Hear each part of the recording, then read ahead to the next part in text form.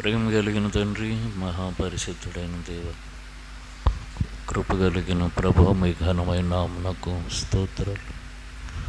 నిన్న నేడు నిరంతరం ఏకరీతిగున్న దేవుడు స్తుతిస్తూ ఘనపరుస్తూ, పరిశుద్ధతను బట్టి మహనీయుడవు, స్తుతి కీర్తనలను బట్టి పూజ్యుడు. వేల్పులలో మీ వంటి సముడెవ్వరు లేరు. మీరొక్కడే అద్వితీయ సత్యదేవుడు, అద్భుతాలు ఆశ్చర్యకార్యాలు చేయవాడు. దేవా, స్తోత్రాలు చెల్లిస్తూ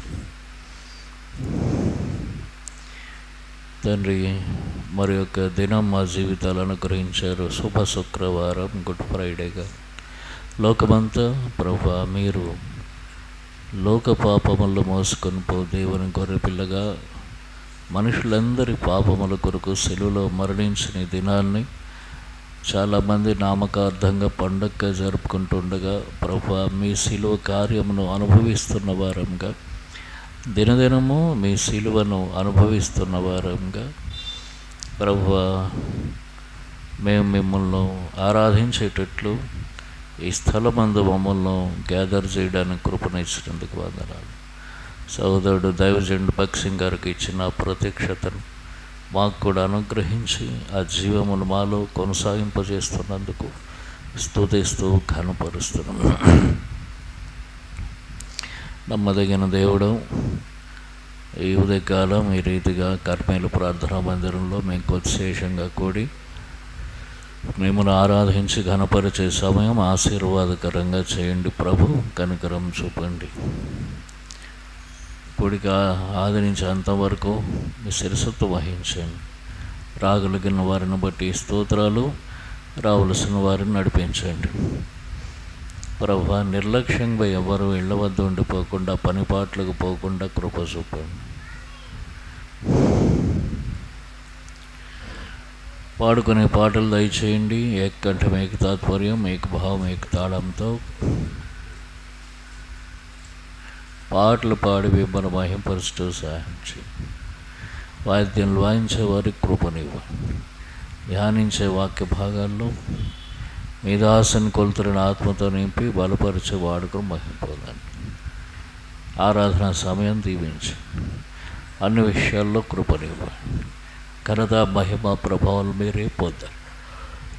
హెబ్రోన్లో సహవాసంలో కూడి వచ్చే సమయం దీవించి, లోకంలో చదివిన సమస్త పరిశుద్ధులను కూడి వచ్చే సమయాన్ని దీవించి, ఇక్కడ మమ్మల్ని మరొకసారి జ్ఞాపకం చేసుకుని మా అపరాధాలు, దోషాలు, తప్పిదాలు క్షమించి మీ రక్తంతో మమ్మల్ని కడగండి, పవిత్రపరచండి. మీ పరిశుద్ధ ఆత్మతో మమ్మల్ని నింపండి. మీ పరిశుద్ధ ఆత్మ ఆవరింపు మాకు దయచేయండి. మీ వాక్యం వెల్లడేగుడుతోడం వెలుగు కలుగును. తెలివి లేని వారికి అది తెలివి కలిగించును. ఆ వాక్య వెలుగు మా ముఖముల మీద ప్రకాశింపచ్చు.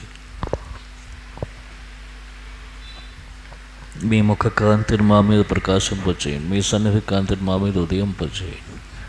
సహాయం చేయండి.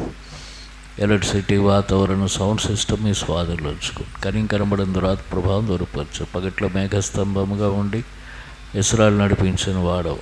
మాకు నటి మేఘస్తంభం ఉంచి చల్లదనం దయచేయమని బతిమలాడుతున్నాం. కృపచు దేవా, ఈ రీతిగా అన్ని విషయాలు మీ చేతులకు అప్పగించుకుంటూ మీ కృపను కోరుకుంటూ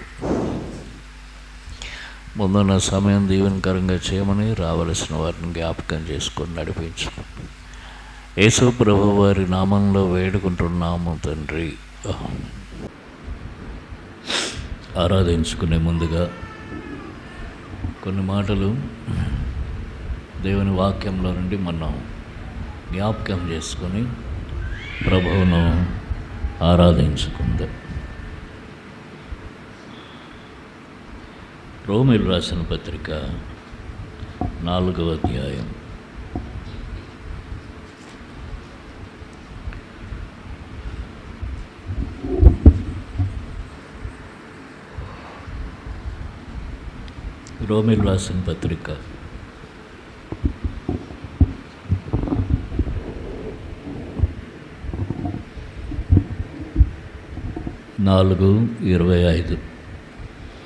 4:25. Romans chapter 4 verse 25. కలిసి చదువు. ఆయన మన అపరాధముల నిమిత్తం అప్పగింపబడి మనము నీతిమంతులముగా తీర్చబడుటకై లేపబడి ఆయన మన అపరాధముల నిమిత్తము అప్పగింపబడి. ప్రార్థన చేస్తాం. ప్రేమ కలిగిన తండ్రి, మీ పరిశుద్ధ నామాన్ని స్తోత్రాలు యేసు ప్రభు వందనాలైనా స్తుతులు అర్పిస్తున్నాము. ఘనత మహిమ ప్రభావాలు మీకు ఆరోపిస్తూ ఎంతైనా నమ్మదగిన దేవుడు స్తోత్రాలు చెల్లిస్తూ ఈ యొక్క ఉదయకాలంలో ప్రభా ఈ గుడ్ ఫ్రైడే సందర్భంగా మీరు మా కొరకు కలువరి సిలువలో వేలాడి మీ ప్రాణం అర్పించిన ఈ దినమును తండ్రి, మేము నిజమైనటువంటి ఆ సిలువను మా జీవితాల్లో కలిగిన అనుభవంతో ఆరాధించటానికి మమ్మల్ని సిద్ధపరుస్తున్న మీ ప్రేమంతటి కొరకు వందనాలు ప్రభువా. పాటల ద్వారా మిమ్మల్ని స్తుతించడానికి, కీర్తించడానికి, ఘనపరచడానికి కృపనిచ్చారు, స్తుతిస్తున్నాము. అలాగనే ప్రభు కొద్ది సమయం మా జిహ్వా ఫలాల ద్వారా కూడా మిమ్మల్ని స్తుతించడానికి సహాయం చేయండి. చదువుకున్న లేఖన భాగం ద్వారా మాతో మాట్లాడండి ప్రభువా. నిలబడిన మీ దాసుని కొలతరిన ఆత్మతో నింపండి, బలపరచండి, సహాయం చేయండి తండ్రి. కృపను అనుగ్రహించండి. స్తుతులు అర్పిస్తూ మీ చేతులకు మమ్మల్ని అప్పగించుకుంటూ కనికరం కోరుకుంటూ ఘనత మహిమ ప్రభావాలు మీకు ఆరోపిస్తూ సమయం దీవెనకరంగా చేయండి. రావలసిన వారు అనేకులు ఉన్నారు, మీరే కృప చూపి వారిని నడిపించి నిర్లక్ష్యంగా ఉన్న వారితో మీరు మాట్లాడమని, ఈ సమయం అందే వారితో మాట్లాడమని వేడుకుంటున్నాము. సహాయం చేయండి. ఆయా పనిపాట్లు, బాధ్యతలు, ఇబ్బందుల వల్ల రాలేకపోయిన వారిని మీరే దయచూపండి. యేసు ప్రభు వారి నామంలో వేడుకుంటున్నాము తండ్రి, ఆమేన్. ప్రార్థన అనగానే మోకరిల్లు కలిగే వారందరూ మోకాళ్ళు వేయాల. సిస్టర్స్ ముసుగులు వేసుకోవారు, అర్థమైందా? మోకరిల్లు కలిగే వారందరూ మోకాళ్ళు వేయాలి. మోకరిల్లు లేని వారు సరే కూర్చున్నారు, తలలు వంచుకున్నారు అంటే బాగుంది. కనుక దయచేసి గమనించి, ఆయన మన అపరాధముల నిమిత్తం అప్పగింపబడ్డాడు.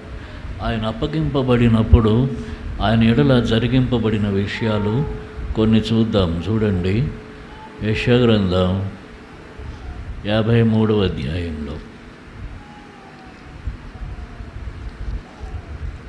యెషయా గ్రంథం 53వ అధ్యాయం జరిగిన సంగతులను సువార్తలు చెప్తాయి. ఆయన అక్కడ చూడండి కొన్ని మాటలు చూస్తే, లూకా సువార్తలో, లూకా సువార్త 22వ అధ్యాయంలో, లూకా సువార్త 22వ అధ్యాయంలో ఇక్కడ 39 నుంచి చూసినప్పుడు, ఆయన బయలుదేరి తన వాడుక చొప్పున ఒలీవల కొండకు వెళ్ళగా శిష్యులు ఆయన వెంట వెళ్ళిరి. ఆ చోటు చేరి ఆయన వారితో, మీరు శోధనలో ప్రవేశించకుండానట్లు ప్రార్థన చేయుడని చెప్పి వారి యొద్ద నుండి రాతివేత దూరం వెళ్ళి మోకాళ్ళలోని, తండ్రి, గిన్నె నా యొద్ద నుండి తొలగించుటకు నీ చిత్తమైతే తొలగించు, ఆయనను నా ఇష్టం కాదు నీ చిత్తమే సిద్ధించునుగాకని ప్రార్థన చేశాను. 43వ వచనం. అప్పుడు పరలోకము నుండి ఒక దూత ఆయనకు కనబడి ఆయనను బలపరిచాను. ఆయన వేదన పడి మరింత ఆతురముగా ప్రార్థన చేయగా ఆయన చెమట నేలపడుచున్న గొప్ప రక్త బిందువుల వలె ఆయన. కాబట్టి సిలువ వేయబడటానికి ముందు రోజు రాత్రి వేదన పడి ప్రార్థన చేశాడు. ఎందుకని? తండ్రి, నీ చిత్తమైతే ఈ గిన్నె నా యొద్ద నుండి తొలగించు అంటే అది ఆయనకు కూడా కష్టమైనటువంటిది. ఆ శ్రమ ఆయనకు కూడా కష్టమైనది. ప్రభువుకే కష్టమైనదంటే ఇక తక్కిన వారికి ఎటువంటిదో చూడండి. అందుకని ఆయన అన్నాడు 23వ అధ్యాయం 31వ వచనంలో చూడండి, కలిసి చదువుకుందాం. లూకా సువార్త 23:31 ఏమన్నారు ప్రభు? వారు పశ్చిమరానికి ఇలాగ చేసినడలా ఎండిన దానికి ఏమి చేయుదురు అని చెప్పి. పశ్చిమరానంటే ఆయన జీవం కలిగిన వాడు, ఎండిన మ్రానులంటే మనం జీవం లేనివారు. జీవం కలిగిన ఆయనే ఆ శ్రమను తట్టుకోలేకపోతున్నాడు. అంటే జీవం లేని మనం. లూకా సువార్త 23వ అధ్యాయం 31వ వచనం, లూక్స్ గాస్పల్ చాప్టర్ 23 వర్స్ 31. అంటే జీవము కలిగిన ఆయనే తట్టుకోలేనటువంటి వాడు. జీవము లేనివారు ఎండుమానుల వంటి వారు ఏం తట్టుకుంటారు? అటువంటి శ్రమను ప్రభువు అనుభవించాడు. అందుకనే ముందు రోజు ఆయన వేదన పడి ప్రార్థన చేస్తే ఆయన రక్తం చెమట వలె కారిందిట. అటు గెత్సెమనే తోటలోనే ఆయన రక్తాన్ని చిందించటం ప్రారంభించాడు.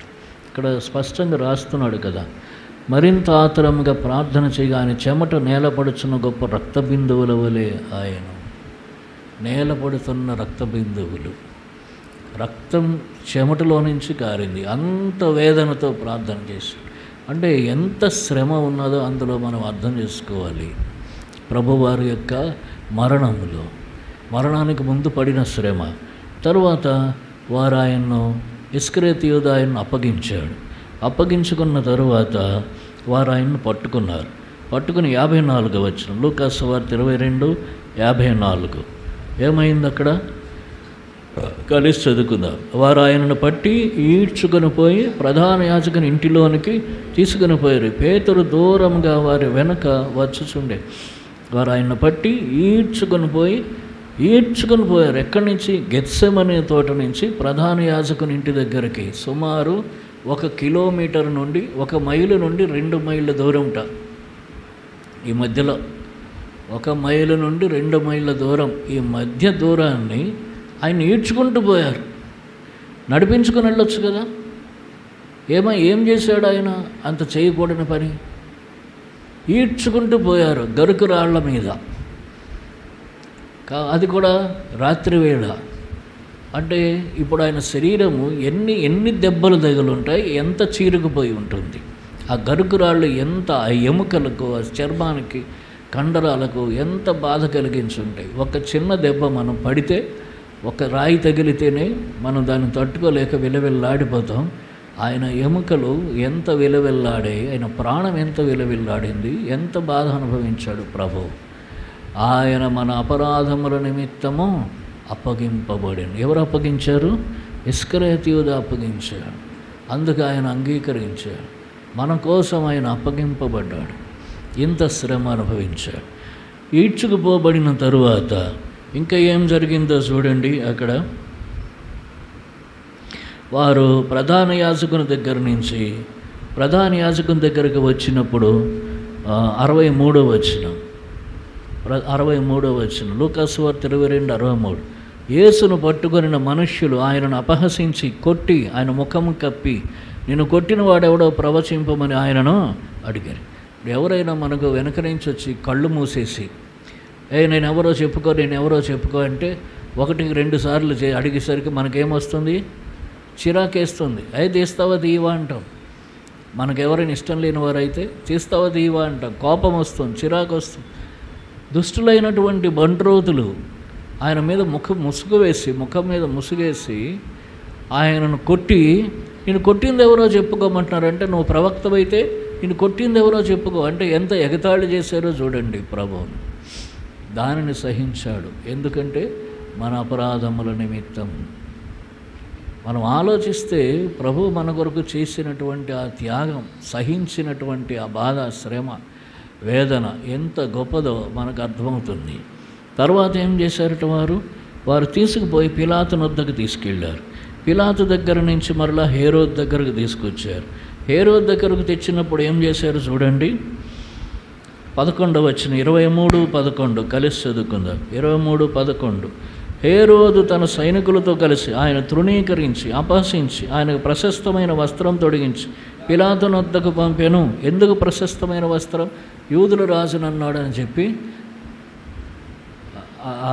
గేటు తీయండి కొద్దిగా, అక్కడ బ్రదర్కి ఇబ్బంది పడుతుంది. ఆ కుర్రాడు తీశాడు. ప్రశస్తమైన వస్త్రం ఎందుకు తొడిగారంటే ఆయన నేను యూదుల రాజును అని అన్నాడు, అందుకని ఆయనకు ప్రశస్తమైన వస్త్రం తొడిగించి, అంటే అవమానపరిచి. సారికి అడుగున ఆయనకు ఎదురైనది ఏమిటంటే అవమానం, బాధ, శ్రమ, అవమానం. ఈ అవమానం అంతా మన కోసం భరించాడు. తర్వాత ఏం చేశారో చూడండి. అక్కడ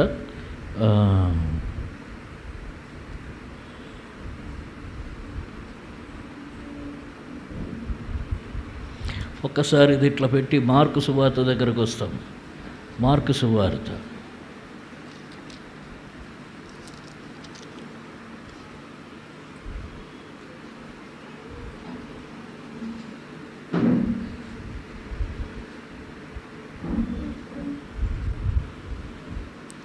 మార్కు సువార్త 15వ అధ్యాయము 19వ వచనం.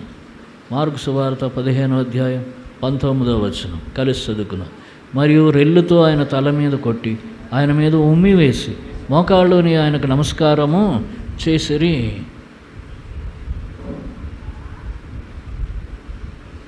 ఇంక అంతేకాకుండా మార్కు సువార్త 14వ అధ్యాయం 65వ వచనం. మార్కు సువార్త 14:65 కలిసి చదువుకున్నాం. కొందరు ఆయన మీద ఉమ్మి వేసి ఆయన ముఖమునకు ముసుగు వేసి ఆయన గుద్దుచు ప్రవచింపమని ఆయనతో చెప్పేశారు. ఎక్కడ ప్రధాన యాజకుని ఇంటి దగ్గర ఉమ్మి వేశారు. మళ్ళా తరువాత అధికార మందిరంలో అక్కడ కూడా మరలా ఊదా వస్త్రం తొడిగించి ముండ్ల కిరీటం తల మీద పెట్టి 17వ వచనంలో చూడండి. మార్కు 15:17 ఆయనకు ఊదా రంగు వస్త్రం తొడిగించి ముండ్ల కిరీటం ఆయన తల మీద పెట్టి యూదులు రాజా నీకు శుభమని చెప్పి ఆయనకు వందనం చేశాయి. మరియు రెల్లుతో ఆయన తల మీద కొట్టి ముళ్ళ కిరీటం తల మీద పెట్టారు, దాని మీద రెల్లుతో కొట్టారు. కొట్టగానే ఏమవుతాయి? ముళ్ళన్నీ ఒక్కసారి లోపల దిగిపోతాయి. మన పాదములో చిన్న ముళ్ళు గుచ్చుకుంటేనే భరించలేము మనం. ఆ నరాలన్నీ తల వరకు చాలా బాధ పెడతాయి. అలాంటి తలలో ఉన్న నరాలన్నింటినీ బాధ పెట్టేటట్లు ఆ ముళ్ళులు దిగాయంటే తల నుంచి ప్రతి నరము కూడా కనెక్ట్ అయి ఉన్నది. శరీరం అంతా ఎంత కదిలిపోయి ఉంటుంది. ఆయన ఎంత బాధ విలవిలలాడిపోయి ఉంటాడు. గిలగిలా కొట్టుకుని ఉండాలి. ఎంత శ్రమ అనుభవించాడు. ముళ్ళ కిరీటం పెట్టి రెల్లుతో కొట్టి ఇప్పుడు మళ్ళీ ముఖం మీద ఉమ్మి వేశారు. అంటే ఎన్నిసార్లు ఉమ్మి వేశారు ఆయన ముఖం మీద? 2 సార్లు. ఎవరు వారు? నీచులైన వారు ఉమ్మి వేశారు. తండ్రి ఉమ్మి వేస్తే కూడా పిల్లలు అసహించుకుంటారు, భరించలేరు. కాబట్టి అటువంటిది నీచులైన వారు ఆయన ముఖం మీద ఉమ్మి వేశారు. దీనంతటిని కూడా సహించాడు. అక్కడి నుంచి తీసుకుని వచ్చి ఏం చేశారు? సిలువ దగ్గరకు తెచ్చారు. ఇక్కడ లూకాసు వార్త 23వ అధ్యాయంలో.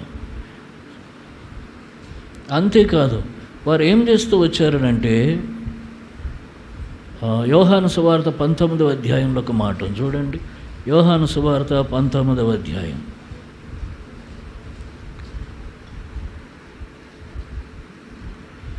11వ వచనం. అప్పుడు పిలాతు యేసును పట్టుకొని ఆయన కొరడాలతో కొట్టించెను.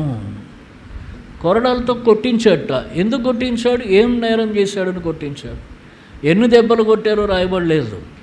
అక్కడ 1 తక్కువ 40 అనుకోవటానికి లేదు. ఎన్ని దెబ్బలు కొట్టారో కొట్టుకుంటూనే ఆయన్ను సిలువ వేసి గొల్గోతా కొండ దగ్గరకు తీసుకుని వెళ్ళారు. అప్పుడే ఇక్కడ అన్నాడు అనమాట లూకాసు వార్త 23:31 వారు ప్రత్యుమానికి ఇలాగ చేసినట్ల ఎండిన దాన్ని ఇంకేమి చేయుదురో. కాబట్టి కొట్టుకుంటూ, కొరడాలతో కొట్టుకుంటూ, తాళ్లతో కొట్టుకుంటూ, బెత్తములతో కొట్టుకుంటూ ఆయనను దూషిస్తూ, హింసిస్తూ, అవమానపరుస్తూ ఆ యొక్క కల్వరి కొండ దగ్గర, గొల్గోతా కొండ దగ్గరకు తీసుకుని వెళ్ళారు. ఇదంతా మంచి 9 గంటల వేళ ఎండలో తీసుకుని వెళ్ళారు. ఈ బాధ, ఈ శ్రమంతా అనుభవించాడు. అక్కడికి వెళ్ళిన తర్వాత ఆయనకు ఇటు అటు కుడివైపున ఒకడు, ఎడమ వైపున ఒకడు. మాట చదువుకుందాం. 33వ వచనం, 23:33 లూకాసు వార్త. వారు కపాలం అనబడిన స్థలముకు వచ్చినప్పుడు అక్కడ కుడివైపున ఒకరిని, ఎడమవైపున ఒకరిని, ఆ నేరస్తులను ఆయనతో కూడా సిలువ వేసిరి. నేరస్తులతో కలిపి సిలువ వేశారు. ఒక్కడు సిలువ వేయబడలేదు. ఆయన ఒక్కడిని ప్రత్యేకంగా సిలువ వేస్తే బాగుండేది. నేరస్తులతో కలిపి సిలువ వేశారు. ఇప్పుడు చూడండి, చాలామంది గుడ్ ఫ్రైడే అని 3 సిలువలు పెడతారు. 3 సిలువలు ఎందుకు నాకు అర్థం కాలేదు. పొద్దున్న నేను అదే చూశాను. గుడ్ ఫ్రైడే అని 3 సిలువలు పెడతారు. పక్కనున్న 2 సిలువలు నేరస్తుల సిలువలు, అవి పాపుల సిలువలు. ఆ సిలువ వల్ల ఎవరికి జరిగేదేమీ లేదు. ఒక్క సిలువ, మధ్యలోనున్న సిలువే, అదే యేసుక్రీస్తు ప్రభువారు సిలువ వేయబడిన సిలువ. ఆ సిలువ నుండి రక్షణ ప్రవహిస్తూ వచ్చింది. ఆ పక్కనున్న 2 సిలువలు నేరస్తుల సిలువలు. వారితో కూడా, నేరస్తులతో కూడా ఆయనకు పాలు పంచిపెట్టారు. ఆయన కూడా ఒక నేరస్తుడు వలె అక్కడ వేలాడదీయబడ్డాడు. ఇది ప్రభు అనుభవించినటువంటి శ్రమ. ముందు రోజు రాత్రి నుండి సిలువ వేయబడేంత వరకు మనం చెప్పుకోవటానికి 5 నిమిషాలు అయిపోయింది. కానీ ఆయన భరించింది ఎంతసేపు? రాత్రి 9 గంటలకు ఒకవేళ ఆయన పట్టుకొని ఉంటే మర్నాడు 9 వరకు 12 గంటలు ఈ అవమానము, ఈ బాధ, దుఃఖం, అంత వేదన అనుభవించి ఇప్పుడు సిలువ వేయబడ్డాడు. 9 గంటల సిలువ వేయబడితే మధ్యాహ్నం 3 వరకు సిలువలో ఉన్నాడు. 6 గంటలు సిలువలో వేలాడుతూ వచ్చాడు. 6 గంటలు వేలాడాడు. ఒంటికాలు మీద ఎంతసేపు నిలబడతారు చెప్పండి? మనలో మనం ఒంటికాలు మీద ఎంతసేపు నిలబడతాం? 5 నిమిషాలు నిలబడలేం. ఇది దూలం ఏదైనా ఇచ్చి పట్టుకొని వేలాడమనంటే ఎంతసేపు వేలాడుతాం? వేలాడలేం. ప్రభువు మన కోసం మన అపరాధముల నిమిత్తం ఎంతసేపు? 6 గంటలు సిలువలో వేలాడాడు. రక్తం కారుతూ ఉన్నది. చేతుల్లో నుంచి రక్తం, తలలో నుంచి రక్తం, పాదముల్లో నుంచి రక్తం, శరీరం అంతా కొరడ దెబ్బల నుంచి రక్తం కారుతూనే ఉంది. కారుతున్న ఆ రక్తంతో ఆయన సిలువలో నుండి లోకంలో ఉన్న పాపులందరినీ దీవించాడు. తండ్రి, వీరేం చేయుచున్నారో వీరికి తెలియదు, వీరిని క్షమించుము అని పలికి ఆయన మన పాపములన్నింటినీ ఆ సిలువలో నుంచి క్షమించాడు. ఎంత గొప్ప ధన్యత! దానిని వర్ణిస్తాడు యెషయా భక్తుడు. ఏమన్నట్ట? యెషయా భక్తుడు అంటాడు చూడండి, యెషయా గ్రంథం 53వ అధ్యాయంలో. అప్పుడు ఎట్లా అయిపోయాడు ఆయన అంటే, 2వ వచనం, ఆయన ఎట్లా అయిపోయాడు ఆ దినం, ఆ బాధలో, ఆ సిలువ శ్రమలో. 2వ వచనం కలిసి చదువుకుందాం. లేత మొక్క వలన, ఎండిన భూమిలో మొలిచిన లేత మొక్క వలన అతడు ఆయన ఎదుట పెరిగాను. అతనికి స్వరూపమైన సొగసైనను లేదు. మనం అతను చూచి అపేక్షించున్నట్లుగా అతని యందు స్వరూపము లేదు. స్వరూపము సొగసు లేనివాడుగా చేయబడ్డట. అంటే ఆ ముఖంలో ఇక ఏమాత్రమూ సౌందర్యం లేదు. అంత చిత్రహింస చేశారు ఆయనను, అంత చిత్రహింస చేశారు. ఎంత సౌందర్యమైన వాడు, స్వరూపము సొగసు లేనివాడుగా, చూడనొల్లని వానగా చేయబడ్డాడు. చూడండి 3వ వచనంలో అంటాడు, అతడు తృణీకరింపబడినవాడు, ఆయన మనుషుల వలన విసర్జింపబడినవాడు, వ్యసనాక్రాంతుడు, వ్యాధిని అనుభవించిన వాడు గాను, మనుషులు చూడనొల్లని వాడుగా నుండెను. అతడు తృణీకరింపబడిన వాడు గనక మనం అతన్ని ఎన్నిక చేయకపోతేమి.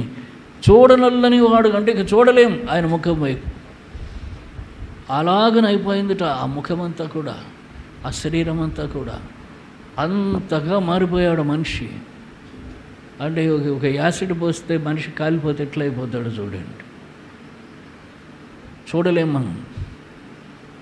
అలాగన చూడనొల్లని వానుగా అయిపోయాడు. ఇంకా ఎంత శ్రమ అనుభవించాడు, దానిని బట్టి మనం అర్థం చేసుకోవాలి. ఎందుకొరకు? మన అపరాధముల నిమిత్తము. ఇంత శ్రమ ఎవరు అనుభవిస్తారు? అంతేకాదు, ఇంకొక మాట చెప్తాడు. యెషయా గ్రంథం 50వ అధ్యాయం, యెషయా గ్రంథం 50వ అధ్యాయం 6వ వచనం కలిసి చదువుకున్నాం. యెషయా 56. కొట్టువారికి నా వీపును అప్పగించితిని, వెంట్రుకలు పెరికివేయి వారికి నా చెంపలను అప్పగించితిని, ఉమ్మివేయి వారికి, అవమానపరచు వారికి నా ముఖము దాచుకోనలేదు. చూడండి ఇంకా 7వ వచనం, ప్రభువుగా యెహోవా నాకు సహాయం చేయవాడు కనుక నేను సిగ్గుపడలేదు. నేను సిగ్గుపడనని ఎరిగి నా ముఖమును చెకుముకి రాతి వలె చేసుకుంటాను. అంటే కఠినంగా చేసుకున్నాడు. చెకుముకి రాతి వలె అంటే ఎన్ని దెబ్బలు కొట్టినా సరే వాటిని భరించేంత కఠినంగా చేసుకున్నాడు. తర్వాత అంటాడు, పెరికివేయి వారికి చెంపలు అప్పగించి తిని. అక్కడ రాయలేదు ఆ సంగతిని, ఇక్కడ రాస్తున్నాడు. యెషయా భక్తుడు చూశాడు దానిని, దర్శనంలో రాస్తున్నాడు. చెంపలు పెరికేశారట. ఎంత అసహ్యం, ఎంత బాధాకరమైన, హృదయ విదారకరమైనటువంటి విషయం ఆలోచించాడు. చెంపలు ఇట్లా పట్టుకొని పెరికారని. మామూలుగా బొగ్గ గిల్లితేనే చాలా బాధగా ఉంటుంది. ఊరికే సరదాకి బొగ్గ గిల్లితేనే బాధపడతాం మనుషులు. అలాంటిది గడ్డం ఉంది ఆయనకు. ఆ గడ్డం పట్టుకొని లాగెట్ట పెరికేశారు చెంపలు. అంటే ఎంత శ్రమ. ఆ జుత్తు ఊడిపోయి ఉంటుంది, అక్కడున్న వెంట్రుకలు ఊడిపోయి ఉంటాయి. ఎంత బాధ అనుభవించాడు ఆలోచించాడు. ఎందుకోసం ఇదంతా అంటే మన అపరాధముల నిమిత్తము, మన అపరాధముల నిమిత్తం ఇంత శ్రమను అనుభవించాడు. అంతేకాదు 22వ కీర్తనలో కొన్ని మాటలు దావీదు రాస్తాడు ఆ అనుభవాలను గురించి. 22వ కీర్తన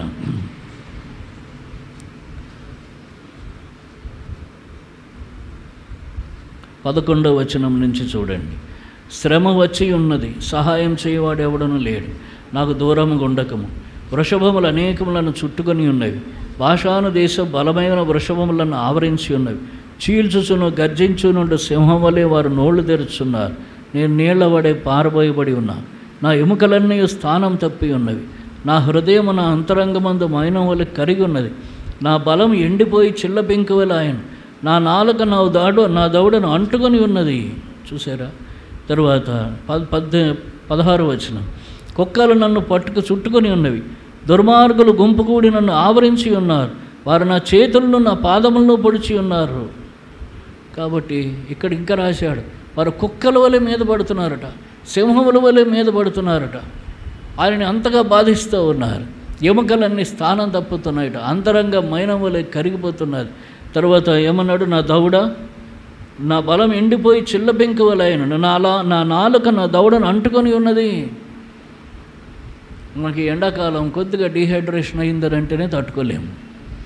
నాలుక దవడను అంటుకుపోయిందనంటే ఎంత డీహైడ్రేట్ అయిపోయాడు మనిషి, అర్థం చేసుకోవాలి.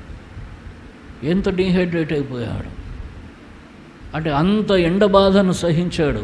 అంటే అందుకే అన్నాడు, ఆయన వ్యాధిగ్రస్తుడుగా చేయబడ్డాడు, వ్యసనాక్రాంతుడుగాను వ్యాధిగ్రస్తుడుగా చేయబడ్డాడు. మన వ్యాధులన్నీ ఆయన మీద పడ్డాయి, మన పాపమంతా ఆయన మీద పడింది. కాబట్టి ఏం చేశాడు? దేవుడు ఆయన చేయి విడిచిపెట్టాడు. అందుకనే 11వ వచనంలో అంటాడు, శ్రమ వచ్చి ఉన్నది, సహాయం చేయవాడు ఎవడు లేడు, నాకు దూరంగా ఉండకము. అయితే దేవుడు కూడా, తండ్రి కూడా దూరంగా ఉన్నాడు. అక్కడ మత్తయి సువార్తలో ఆ మాట మనం చూస్తాం. మత్తయి సువార్త 26వ అధ్యాయంలో, మత్తయి సువార్త 27వ అధ్యాయంలో 46వ వచనంలో అంటాడు, ఇంచుమించు 3 గంటలప్పుడు యేసు ఏలి ఏలి లామా సబక్తాని అని బిగ్గరగా కేకవేసిన. ఆ మాటకు నా దేవా నా దేవా నన్నెందుకు చేయి విడిచితివని అర్థం. నన్నెందుకు చేయి విడిచావు? తండ్రి కూడా చేయి విడిచాడు. ఎవరి కోసము? మన అపరాధములను బట్టి తండ్రి అయిన దేవునికి కుమారుడైన ప్రభువు దూరమైపోవలసి వచ్చింది. అర్థమైందా? ఇప్పుడు చూడండి, ఇక్కడ కూర్చున్నారు కొంతమంది, వాళ్ళు ఎవరి వైపు చూస్తున్నారు? పిల్లల వైపే చూస్తున్నారు. అవునా కాదా? పిల్లల వైపే చూస్తున్నారు. ఎంత యేసు ప్రభు బాధ కూడా వారికి పట్టడం లేదు. పడుతుందా? కారణం ఏంటి? పిల్లలు. అంటే అందరికంటే ఎక్కువ ఎవరు? అయ్ బుజ్జి నీకు తగులుతాయి. ఇంకా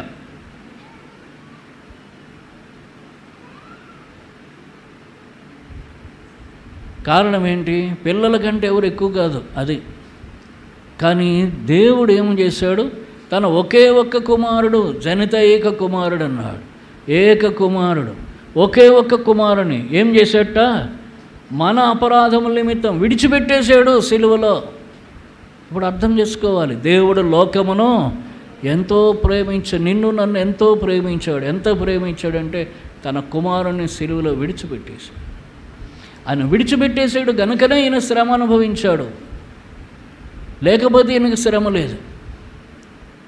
ఆయన సహాయం చేయలేదు, సహాయం చేయవాడు లేడు అని సహాయం చేయలేదు కాబట్టి అందరూ అవమానపరిచారు, ఉమ్మి వేసేవారు, కొరడాలతో కొట్టారు, బెత్తాలతో కొట్టారు, చరిచారు.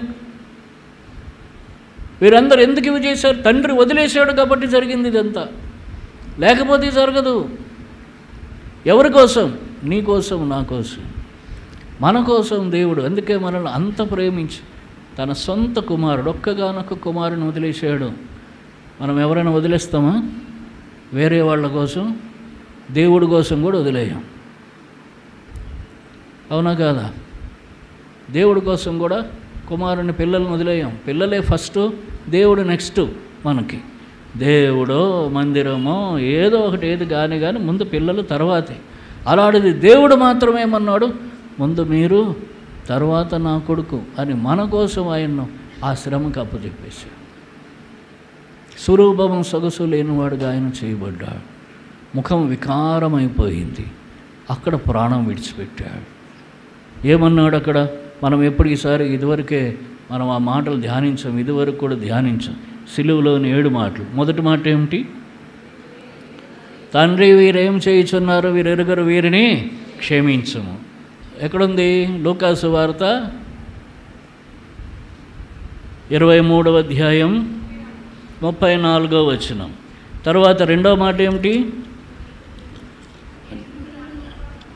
నేడు నీవు నాతో కూడా పరదేశులో ఉందువని నిశ్చయంగా నీతో చెప్పుచున్నాను. లూకాసు వార్త 23వ అధ్యాయము 43వ వచనం. ఇది రెండవ మాట.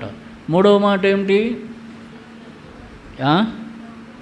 దప్పకొని ఉన్నానా? ఇదిగో నీ కుమారుడు. ఎక్కడుంది? యోహాను సువార్త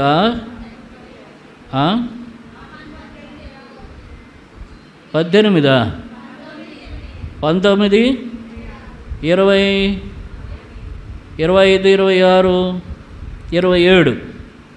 యేసు తన తల్లియు తను ప్రేమించిన శిష్యుడు దగ్గర నిలుచుండి చూసి, అమ్మా ఇదిగో నీ కుమారుడని తన తల్లితో చెప్పాను. తర్వాత శిష్యుని చూసి ఇదిగో నీ తల్లి అని చెప్పాను. ఈ రెండు ఒకే మాటగా చెప్పుకుంటారు. ఇక్కడికి ఎన్ని అయ్యాయి? 3. నాలుగోది ఏమిటి?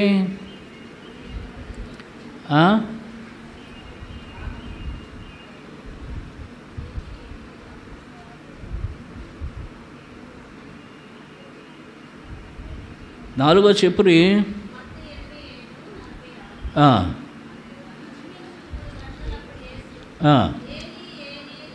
సబక్తాని.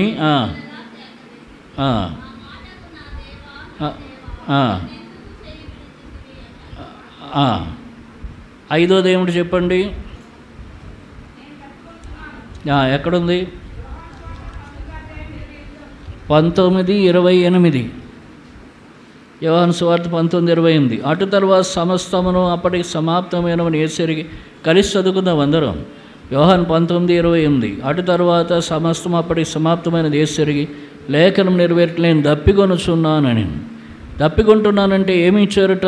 29వ వచనంలో చెరకుతో నిండి ఒక పాత్ర అక్కడ పెట్టి ఉండేను కనుక వారు ఒక స్పంజి చెరకుతో నింపి హిస్సో పొడకకు తగిలించి నోటికి తగిలించరి. యేసు ఆ చెరక పుచ్చుకొని 30వ వచనం సమాప్తమైనదని చెప్పి, ఇది 6వ మాట సమాప్తమైనది.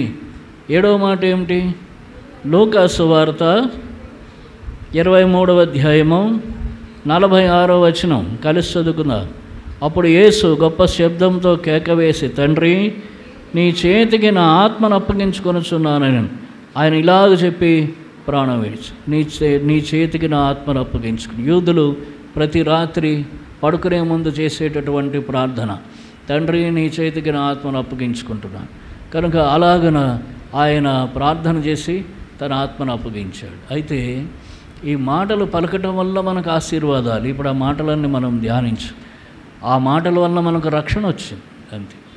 ఆ మాటలన్నీ మనకు రక్షణను తీసుకుని వచ్చాయి, దేవుని ఆత్మను తీసుకుని వచ్చాయి, దేవునితో సన్నిధిని సహవాసాన్ని తీసుకుని వచ్చి మన అపరాధముల నిమిత్తం ఆయన అప్పగింపబడ్డాడు. కాబట్టి ఊరికనే అప్పగింపబడ్డే, ప్రభా నా కోసం నువ్వు అప్పగింపబడ్డావు. ఈ ఆలోచన, ఈ అవగాహన ఉండాలి, ఈ అవగాహన ఉండాలి. అక్కడ ఇంకో మాట చెప్తాడు చూడండి. రోమిలు రాసిన పత్రిక 5వ అధ్యాయం. రోమిలు రాసిన పత్రిక 5వ అధ్యాయము 7వ వచనం కలిసి చదువుకుందాం. రోమిలు రాసిన పత్రిక 5:7. నీతిమంతుని కొరకు సహితం ఒకడు చనిపోవట అరుదు, మంచివాని కొరకు ఎవడైనా ఒకవేళ తెగింపవచ్చు. అయితే దేవుడు మన ఎళ్ళ తన ప్రేమను వెల్లడిపరుచున్నాడు. ఎట్లనగా మనం ఇంకను పాపులమై ఉండగానే క్రీస్తు మన కొరకు చనిపోయాడు. ఎవరి కొరకు చనిపోయాడు? ఎప్పుడు చనిపోయాడు? ఎందుకు చనిపోయాడు అంటే మన కోసం చనిపోయాడట. ఎప్పుడు చనిపోయాడు? మనం మంచివారు అని మన కోసం చనిపోలేదు. నీతిమంతుల కోసం ఎవడైనా చనిపోవచ్చు, కానీ మనం మంచివారు అని కాదు. మనం పాపులమై ఉండగా, భక్తిహీనులమై ఉండగా, కిందనంటాడు దేవునికి శత్రువులమై ఉండగా యేసు ప్రభు మన కోసం చనిపోయాడు. భక్తిహీనులము, పాపులము, శత్రువులము. అప్పుడు చనిపోయాడు. మనకెంత కృతజ్ఞత ఉండాలి, అసలు ఎంత కృతజ్ఞత ఉండాలి. ప్రభా నువ్వు నా కోసం చనిపోయావా? నువ్వు నా కోసం చనిపోవటానికి నేను అసలు యోగ్యుణ్ణి కాను, నాకు ఏ యోగ్యత లేదు. నువ్వు నా కోసం చనిపోవటానికి నాకు ఏ యోగ్యత లేదు ప్రభువా. ఈ ఆలోచన, ఈ తలంపు కలగాలి అసలు ఫస్ట్. అది కలిగితే మనకు దేవుని ఎడల ఉండేటటువంటి భావన, అతనితో ఉండే సంబంధం వేరుగా ఉంటుంది. మనం అప్పుడు మందిరానికి రావటం కానీ, మందిరంలో దేవునితో ఉండటం కానీ, ఇంట్లో దేవునితో ఉండటం కానీ, జీవితంలో దేవునితో ఉండటం కానీ, అసలు ఆ జీవితమే ప్రత్యేకంగా ఉంటుంది. ఏమిటంటే నిజంగా నా కోసం నువ్వు చనిపోయావు ప్రభువా. ఇన్ని బాధలు అనుభవించావు, నువ్వు ఉమ్మి వేయించుకున్నావు. నేను వేయించుకోవాలి ఉమ్మి, నువ్వు వేయించుకున్నావు. నేను పడాలా శిక్ష. చెప్పలేము కొన్ని మాటలు. నా తల మీద పెట్టాలి ముండ్ల కిరీటం చెప్పగలరా ఎవరన్నా? అటించి ఇటు అనుకుందాం, ప్రభువా ఒకవేళ నీ చిత్తమైతే ఆ కిరీటం నాకు పెట్టించు అనగలరా? అనగలమా? ప్రభువా ఆ దెబ్బల్లో ఒక దెబ్బ అయినా నేను తినడానికి రెడీగా ఉన్నాను, ప్రభువా ఆ కొరడా దెబ్బల్లో ఒక దెబ్బ అయినా తినడానికి రెడీగా ఉన్నాను చెప్పగలమా? ఆ కొరడాలట దేంతో చేస్తారంటట? నరాలతో చేస్తారట. పశువుల నరాలు, పశువుల నరాలతో కొరడాలు చేస్తారు. తాళ్లతో చేసినవి కావు అవి. వాటి చివర ముళ్ళులు పెడతారు. అది మాంసాన్ని పైకి లాగితేనే కానీ కొరడ ఊరుకోదు. ఒక దెబ్బకి మాంసం పైకి రావాల్సింది. అట్లాగే ఎన్ని దెబ్బలు కొట్టారో ఇక మాంసం ఏం మిగిలింది ఆయన శరీరంలో? ఒక్క దెబ్బ కూడా మనం దాన్ని భరించలేము. ఒక్క అవమానం సహించలేము. ఒక్క అవమానం కూడా సహించలేము మనం. ఒక్క అవమానం సహించగలిగితే ఇన్ని గొడవలు ఎందుకు ఉంటాయి సంఘంలో? కుటుంబాల్లో ఎందుకు గొడవలు ఉంటాయి? ఒక్క అవమానం సహించలేము. ఎన్ని అవమానాలు సహించాడు ప్రభువు. అంతకుముందే ముందు యోహాను సువార్త 7వ అధ్యాయంలో చూస్తే నువ్వు దెయ్యములు పట్టినవాడని అన్నారు. ఒప్పుకుంటారు ఇక్కడ ఎవరినన్నా? నీకు మెంటల్ అన్నాను అన్నారు అనుకోండి, ఎవరినన్నా అన్నామంటే ఊరుకుంటారా? నీకు మెంటల్, నీ బాబుకి మెంటల్, నీ తాతకి మెంటల్, వాడికి మెంటల్, నీకు ఫ్యామిలీ అందరికి మెంటల్ అని మొత్తం అరిచి గోలగోలు చేస్తారు. ఎవరు ఒప్పుకోం. యేసుప్రభు నువ్వు దెయ్యములు పట్టినవాడనంటే సర్వాధికారి అయిన దేవుడైన దెయ్యములు పట్టినవాడంటే సమరయుడు అన్నారు. యూదుడై ఉండి సమరయుడని అన్నారు. మనల్ని ఏమైనా జాతి మార్చి తిట్టారనంటే మనం సహించలేము. ఎన్ని భరించాడు ఆయన? బతికున్నప్పుడు సహించాడు, భరించాడు. చనిపోయే ముందు రోజు నుంచి సెలువులో వేలాడేంత వరకు సహించాడు. ఎంత బాధ భరించాడు. దీనిని మనం అర్థం చేసుకోగలిగితే అసలు మన జీవితంలో ప్రభువుకు మనం ఎంత రుణస్థులమో మనకు అర్థమవుతుంది. ఎంత రుణస్థులం ప్రభువుకు. ఎట్లాగా ఆయనకు దూరంగా ఉంటాం, ఎట్లా ఆయన నిర్లక్ష్యం చేస్తాం, ఎట్లా ఆయన సన్నిధి నుంచి దూరంగా వెళతాం, ఎట్లా ఆయనకు చెల్లించవలసిన మహిమను చెల్లించకుండా ఇష్టానుసారంగా జీవిస్తాం.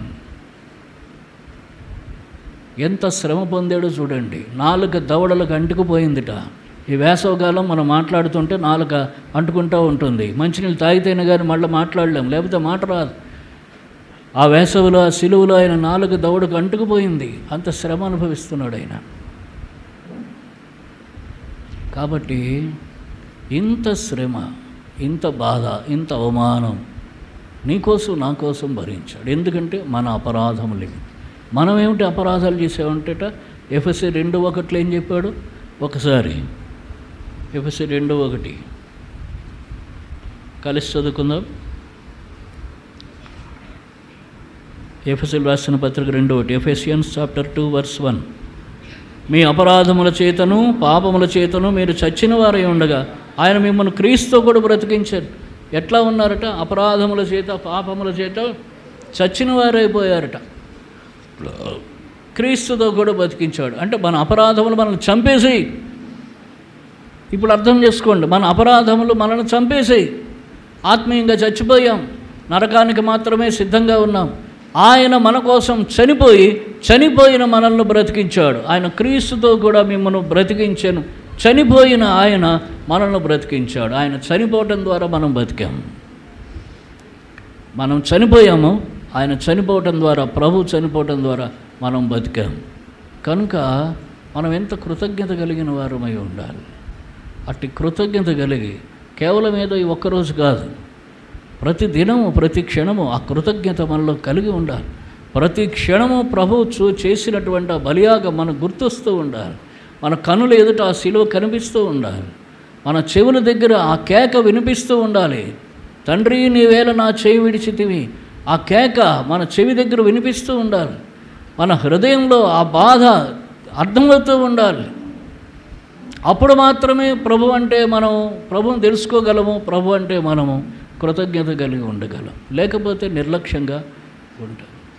ఎవరు నిజంగా ఈ అనుభవాల్లోనూ ఉన్నారో వారు ప్రభువును చక్కగా ఆరాధించగలుగుతారు. నిజంగా నువ్వు మారు మనసు పొందావా? నీ పాపాలు క్షమించబడ్డాయా?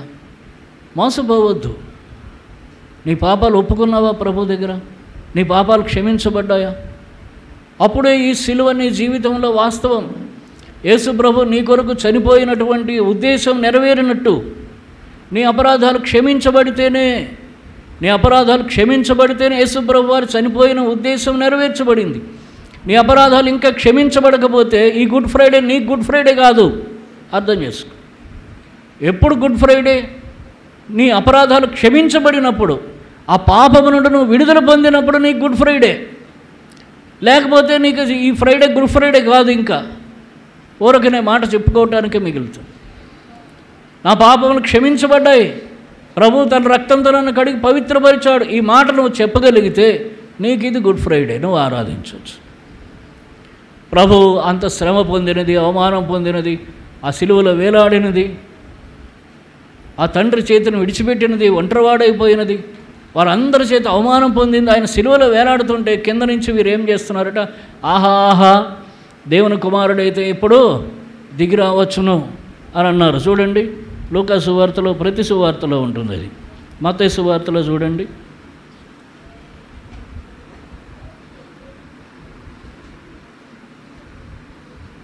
మత్తయి సువార్త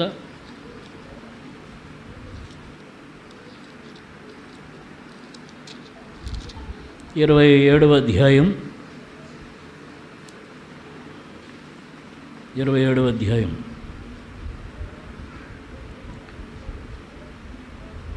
39వ వచనం నుంచి, ఆ మార్గమున వెళ్ళుచుండిన వారు తలలోచుచు, దేవాలయమును పడగొట్టి 3 దినములలో కట్టువాడా, నిన్ను నీవే రక్షించుకొనుము, నీవు దేవుని కుమారుడవైతే శిలువ మీద నుండి దిగుమని చెప్పుచు ఆయనను దూషించిరి.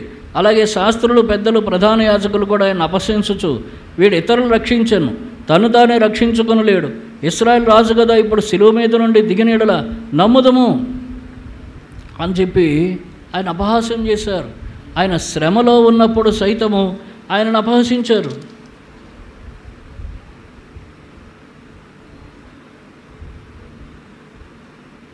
చూడండి, మార్కు సువార్త 15వ అధ్యాయం, మార్కు సువార్త 15వ అధ్యాయం 29వ వచనం.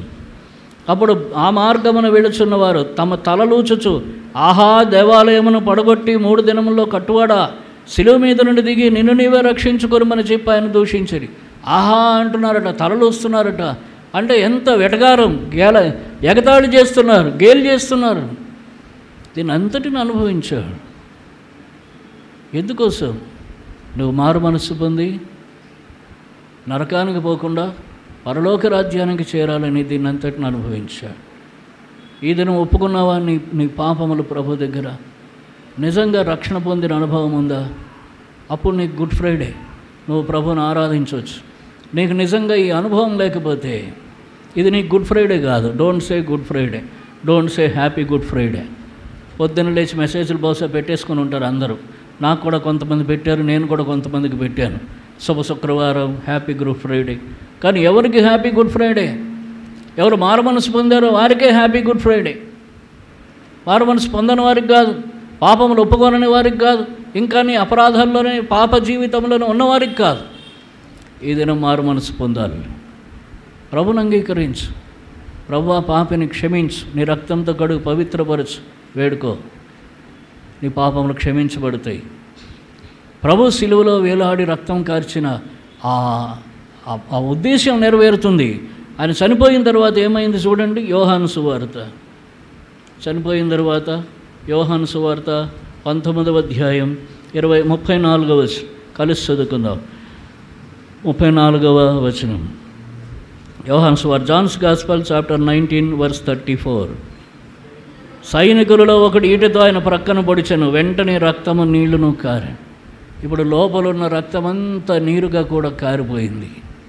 దేనికోసం? మనలందరినీ కడిగి పవిత్రపరచటం కోసం, మన అపరాధముల నుండి మనల్ని పవిత్రపరచటం కోసం ఆయన రక్తం కార్చాడు. అది నీరుగా కారింది. ఆ రక్తమే మనల్ని పవిత్రపరుస్తుంది.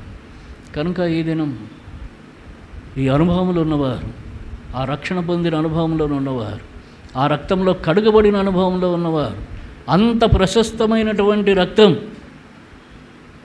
ప్రశస్తమైన రక్తం, వెలకట్టలేనటువంటి రక్తం, అమూల్యమైనటువంటి రక్తం, ఆ రక్తంలో కడగబడినటువంటి వారు ధన్యులు, ధన్యులు.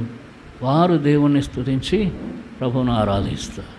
ఇంకా నీకు ఆ రక్తంలో కడగబడిన అనుభవం, పాపము నుంచి దూరంగా ఉన్న అనుభవం లేకపోతే ఈ దినమే ప్రభువుని దగ్గర ఒప్పుకో. ప్రభువా, పాపిని, నా కొరకే నువ్వు సిలువలో వేలాడావు, నువ్వు రక్తం కార్చావు, సమా చేయబడ్డావు, కొరడా దెబ్బలు తిన్నావు, ఉమి వేయించుకున్నావు, ఏడవబడ్డావు రాళ్ల మీద, ఎన్నో భయంకరమైన శ్రమలు, అవమానాలు నా కొరకు నువ్వు అనుభవించావు. ప్రభువా, నేను నిన్ను అంగీకరించలేకపోతున్నాను, పాపిని నన్ను క్షమించు, దయతో నీ రక్తంతో నన్ను కడిగి పవిత్రపరచు, నన్ను నీ బిడ్డగా చేసుకొని ప్రార్థన చెయ్యి. ప్రభు నేను తన బిడ్డగా చేసుకుంటాడు.